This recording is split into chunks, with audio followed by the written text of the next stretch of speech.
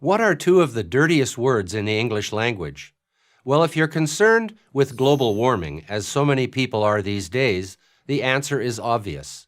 The two words are carbon dioxide, or as it is known by its chemical symbol, CO2.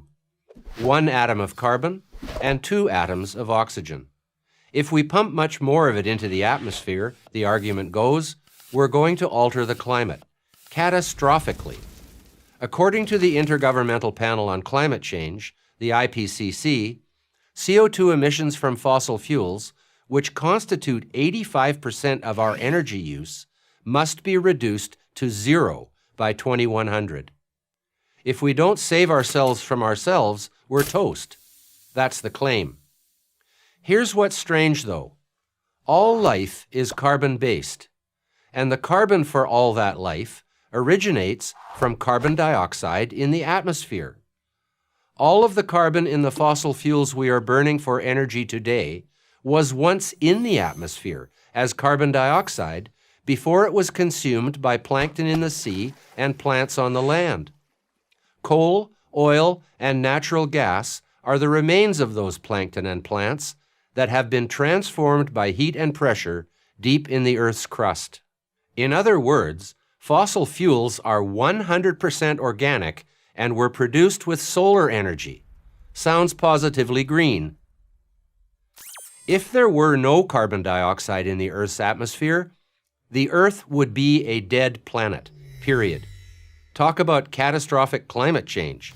Take away CO2 and you'd have it. And yet the U.S. Environmental Protection Agency has deemed this essential ingredient for life a pollutant. But how can something that makes life possible be bad?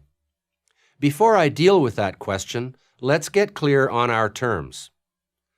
It has become common to refer to the emissions from burning fossil fuels for energy as carbon emissions. That is entirely misleading. Carbon dioxide is not carbon. Carbon dioxide is a colorless, odorless, tasteless gas which is an indispensable food for all living things. Can you have too much of it? In theory, yes. That's what climate alarmists say is happening now. CO2 levels are getting too high. Are they right? Well, if we look at the big picture, we find something surprising.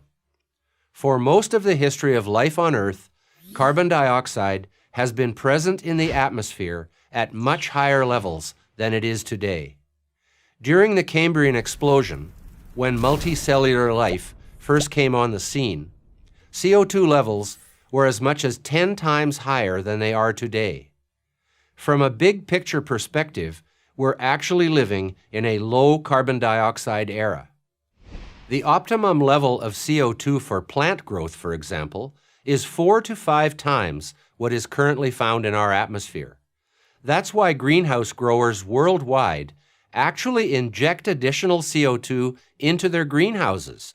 They want to promote plant growth. Likewise, higher CO2 levels in the global atmosphere will boost food and forest productivity. That will come in handy, since by mid-century, we will have to feed 8 to 10 billion people. In fact, we're already seeing the positive effects of increased carbon dioxide now. Satellite measurements have noted the greening of the Earth as crops and forests grow due to our higher levels of CO2.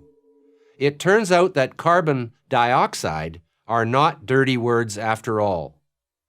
We should celebrate CO2 as the giver of life that it is. I'm Patrick Moore, co-founder of Greenpeace for Prager University. Join Prager University. Click here to subscribe to our YouTube channel. Click here to sign up for free at prageru.com for quizzes, contests, and prizes.